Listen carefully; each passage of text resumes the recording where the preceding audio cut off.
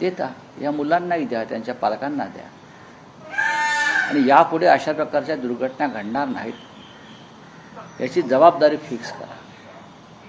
त्या खात्याचा जो मंत्री आहे ना त्याला बडतर्फ करा. आदिवासी मंत्री करतात काय मंत्रिमंडळात बसून? काय करतात धर्मराव अत्राम, काय करतात नरहरी झिरवळ? याचा जाब मुख्यमंत्र्यांनी त्या मंत्र्यांना विचारणं फार गरजेचं आहे, विशेषतः या खात्याच्या मंत्र्यांना. बाकी लूटमार चालूच असते सर्वत्र. सार्वजनिक बांधकाम खाता असेल, उद्योग खाता असेल, नगरविकास खाता असेल, याच्यामध्ये तर मोठ्या लूटमारी म्हणजे दरोडेच पडत असतात.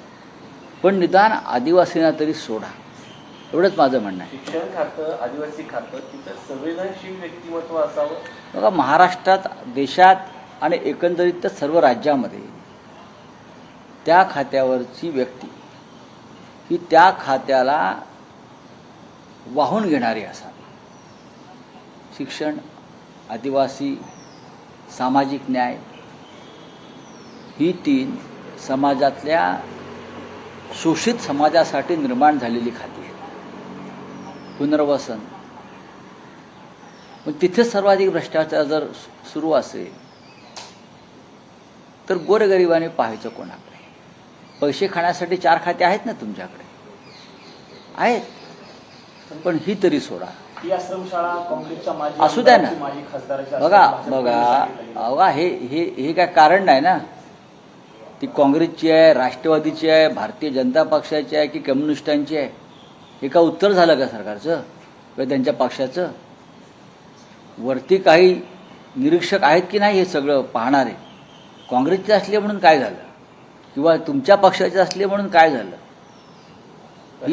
हाच नालायकपणा आहे राज्यकर्त्यांचा.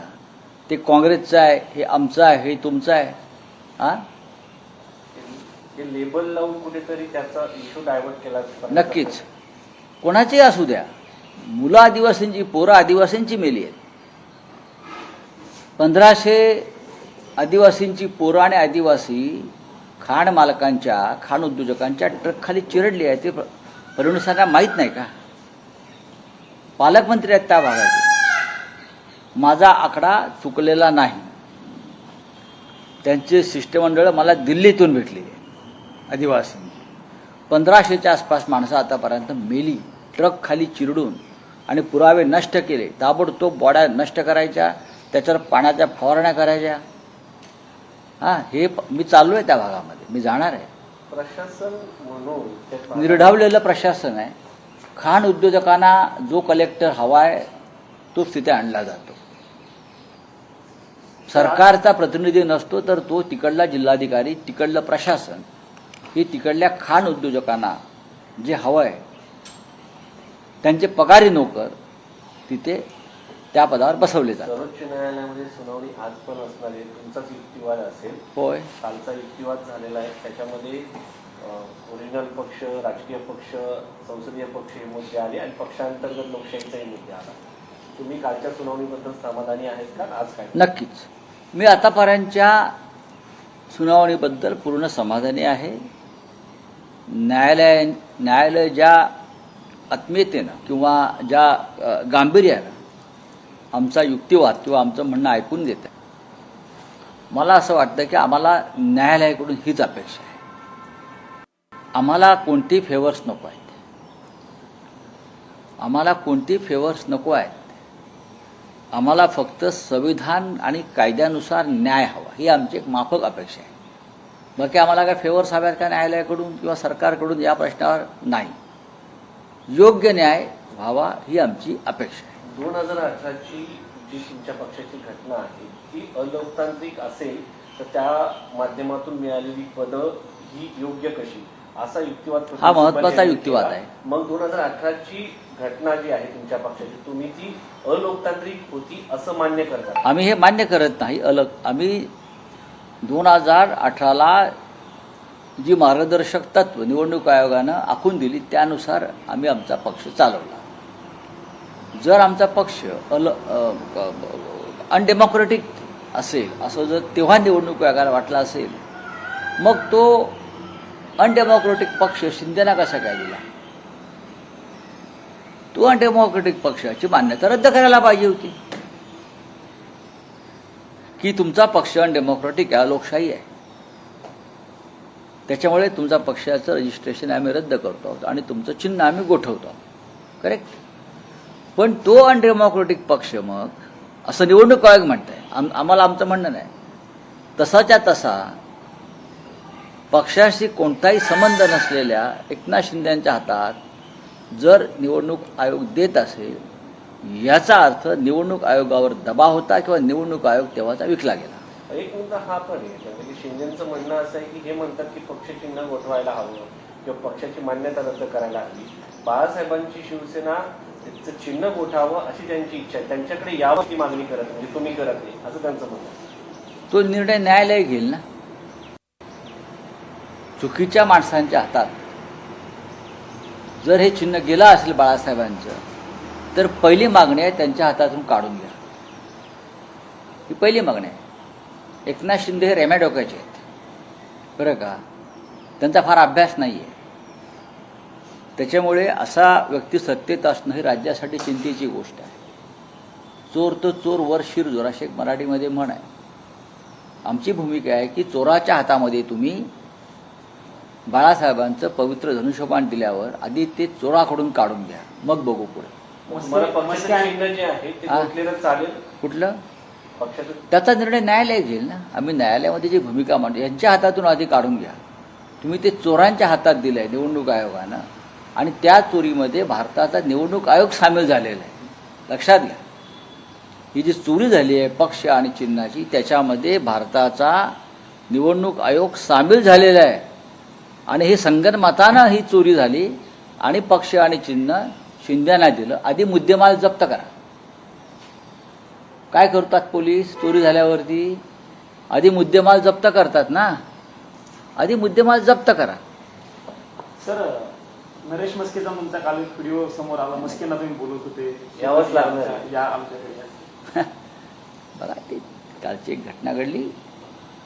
कधी काळी ते आमच्यावर काम करत होते, की तुम्हाला माहीत असेल.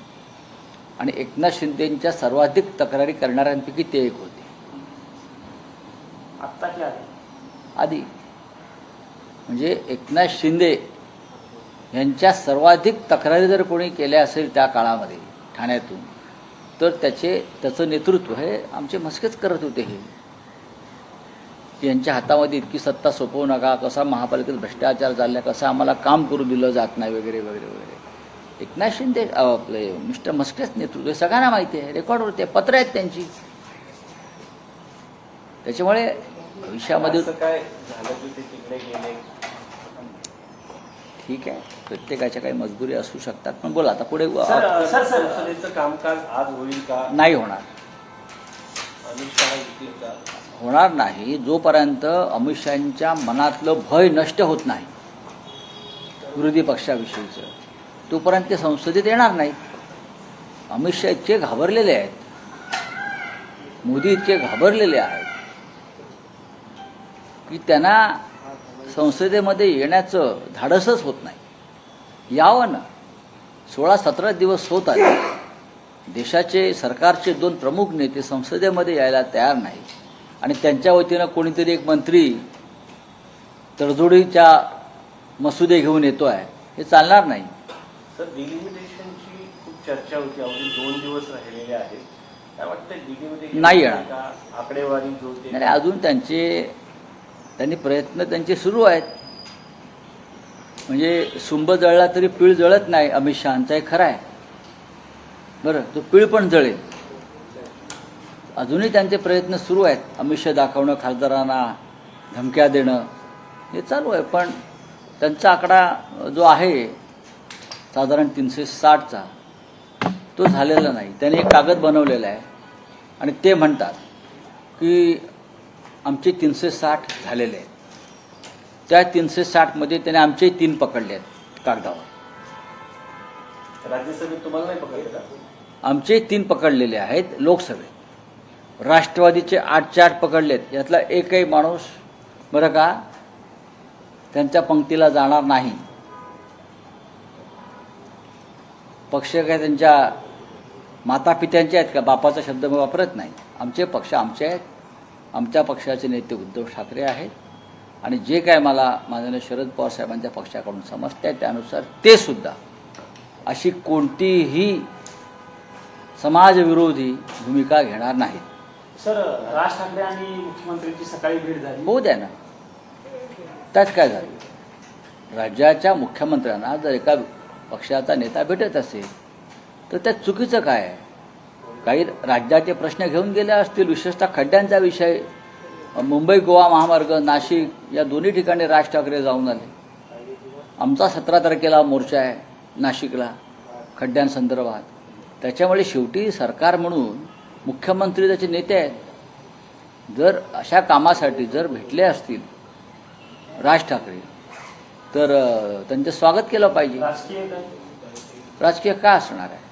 देवेंद्र फडणवीस दिल्लीत जात असतील, त्यांना निरोप द्यायला गेले असतील। आता तुम्ही चाललाय दिल्लीत मंत्री म्हणून, एज्युकेशन मिनिस्टर, कदाचित ते पण असेल।